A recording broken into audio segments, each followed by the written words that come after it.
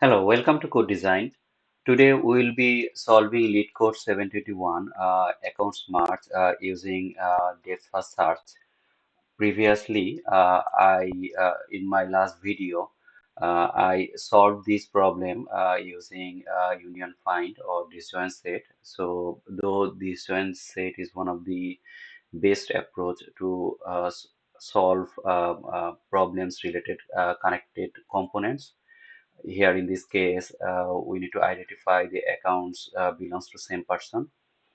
DFS is also a good approach or better approach and more simpler than union find because you don't have to know the algorithm for union find. Look at the problem description. So given a list of accounts where each element account size is a list of strings. So this is a list of string for a account before March.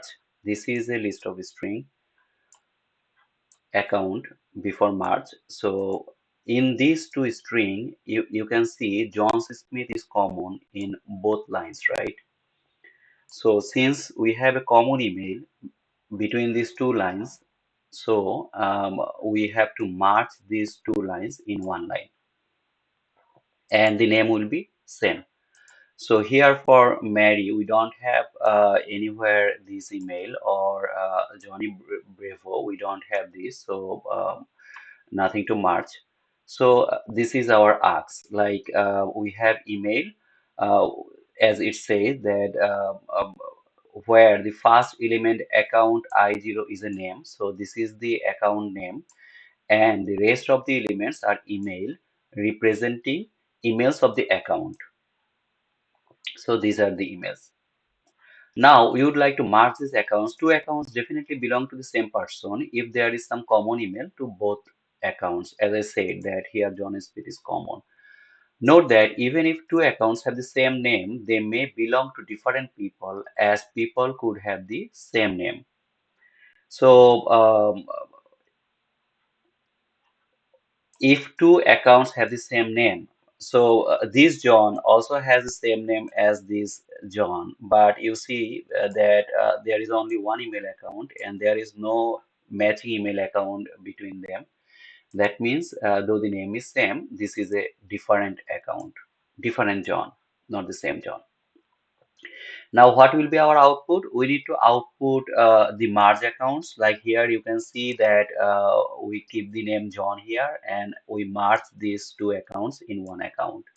So we have John 00, and then we have John New York, and we have John Smith, one of them, because there is two John Smith. And another requirement is the on the output line, the first index would be the name, and the remaining emails will be sorted alphabetically ordered, lexicographically ordered. So you can see that this is sorted. So that's our ask. Now let's look at another example, and our so this is our constraints, right? So our accounts of length. What would be length of our this account array? This is a two-dimensional array. So the length would be minimum one and max length is 1000. That means 1000 of these lines. Then accounts I dot length. What is account I dot length? This each one-dimensional array, length of this one-dimensional array would be minimum 2 and maximum 10. Minimum 2 means like here in this example, we have name John and we have J5. So at least two element. And it could be 10. So it's not long enough actually. It's not huge emails together. And this account I this is English character, and these accounts this email length would be max 30, and these will be valid emails. So for convenience, for easy understanding, let's suppose J1 J2, these two are valid emails so that we can understand it better. If you I have the link here for my previous union find one, so I will also share this account link. So if you are interested, you can go and see this approach. So now for this one, list of accounts name. So let's see how we will solve it using DFS. But as we know that the output wants the name also, right? So we need to keep track of the names for each of the accounts. So that's what we'll do first. Let's map emails to account. So what we'll do for each of the email, we will map the name. So J1, J2 will be mapped to John, like J1, J3 is the same. J5 also same, and M1 will map to Mary. Let's look at the code. We can maintain a hash map, email to name map. And here, this is our accounts, which is our input in the thing, right? Here, this is the input, and here what we can see, this is our each account line where we have a name. For the first element is the name, first index, and for the remaining index we have emails. So what we do for each of this line, right? Each of this line we each of these lines we get the first index on each line, which is our account name, and for 1 to end we get all the email, and populate this hash map, email to name map. If not present, if email is not present, we put the email with the account name in this hash map. So what these hash map would look like? This hash map would look like this, like M1 Mary, J1 John, J2 John, J5 John. So this is our account to name map. For output, this is nothing to relate with DFS, but this is for output. Now, for DFS, we need to build a graph, right?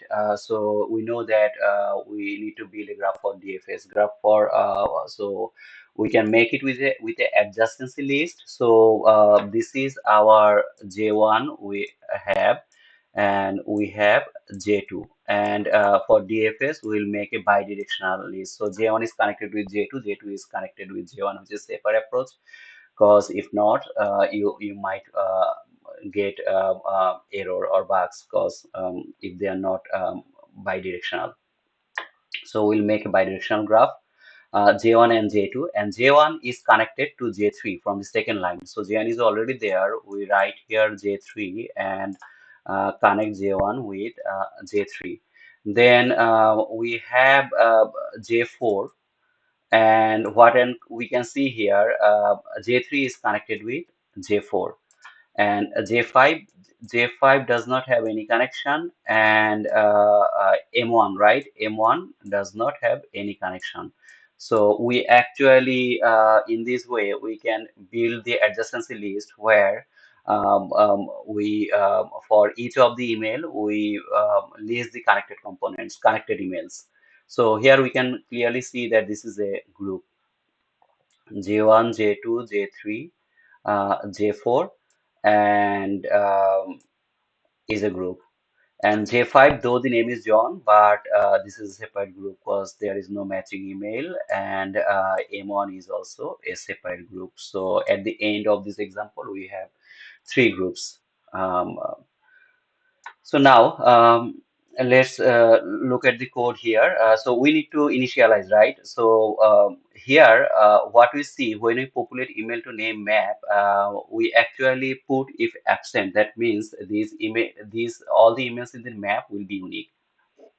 And for this unique email, what we can do, this email to name map dot key set, we can get all the keys from this hash map, which is our all unique emails. And for each email, what we can do, we can populate a email graph, which is a hash map also.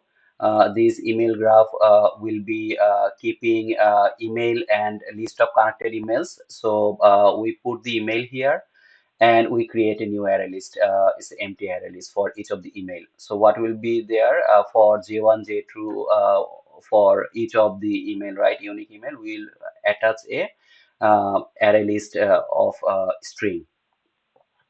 Now that we have this one, now we what we need to do, we need to do a bidirectional email graph. So the bidirectional email graph will be like this. Here for account and accounts, right? This is our account line. We get the first email over there for each of the line, and we iterate through the second email to end email. And for each of them, we get the email graph. Then from the email graph hash map, we get whatever is the list for this first email and add these emails. And the same thing, email graph, we get the email and add the first email. So this is a bidirectional mapping. This is a bidirectional mapping.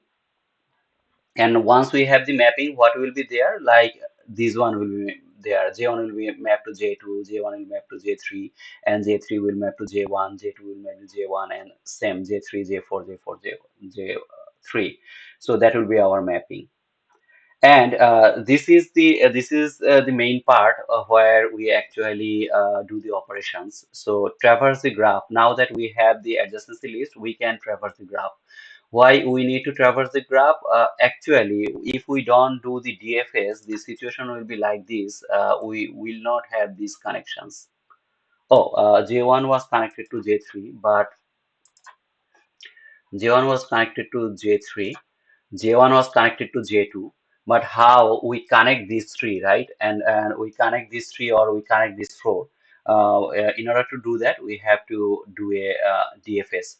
So let's look at the thing what we do here. Again, email to namemap.keyset, we get all the unique emails. And for each of the email, we maintain a hash set visited emails if that email not contains in the hash set, if it is not visited. What we do, we create a empty array list which is connected emails. We call the DFS with this email and the connected emails. Initially we pass an empty array list. Then whatever we get for email, say if we use with J1, right, then we'll find connected emails as J2, J3, J4, J5. So then we need to sort them to output, right? So if we sort them, that would be J1, J2, J3, J4, J5, and then we create a account group. In that account group, we add the first email. We here you see email to name map. We actually account the name. We actually add the name of the account, which is John, as the first index, and then we add all the connected emails. That means J1 to J5. So this is one of our group, and this is our merge accounts. That will be the list of lists that will be returning. In that list of lists, we add this account group. So finally, we have DFS to the DFS functions. How the DFS works. So for this DFS, we have email and connected emails. We add the email to the connected emails. And connected neighbors, right? And then mark it visited, mark this email as visited. And for all the neighbors of this email, what I do, you see if it is not visited emails, right? If this is not visited, then we call DFS with this neighbor, and again we uh, pass these connected emails for a recursive call. So what will happen here if we go to that example? From J1, J2 is connected. So it is already there. J1, J3 is connected. So for J1, it will for list of connected emails, it will find J3. So the DFS will come here J3. Then J3, what we have, we call again DFS with J3 and pass the list of connected emails. So for J3, we have actually J4. So when you call DFS for J3, it will go to J4. So when it goes to J4, nothing is connected with J4. So this depth wise search is done, and we get actually J1, J2, J3, J4. This is how DFS working. And for J5, nothing is connected, so the DFS will return right there. And for M1 also nothing is connected, it will return right there. So this is how we actually. So now here, before we discuss time space complexity, we look the full code here. Here we have email to name map, we have email graph, we have visited emails, and this is our account merge. The function is there. We do map emails to account names, and we initialize for each of the email. We initialize the empty array list for connected emails. Then we build the bidirectional email graph for the first account. We connect all the emails with the first email over there. So this is our first email, right? J1. We connect J2 with J1. We connect J3 with J1, J4 with J3 with the first email. And if there was more, we would connect to the first email. So this is how we do the bidirectional graph. And then finally, we traverse it, sort the output emails, and output it. This is our DFS function. So let's look at time space complexity. So as you see that we need a sorting. So if we have n is the number of accounts and k is the maximum number of emails in accounts. So our there was our account line, right?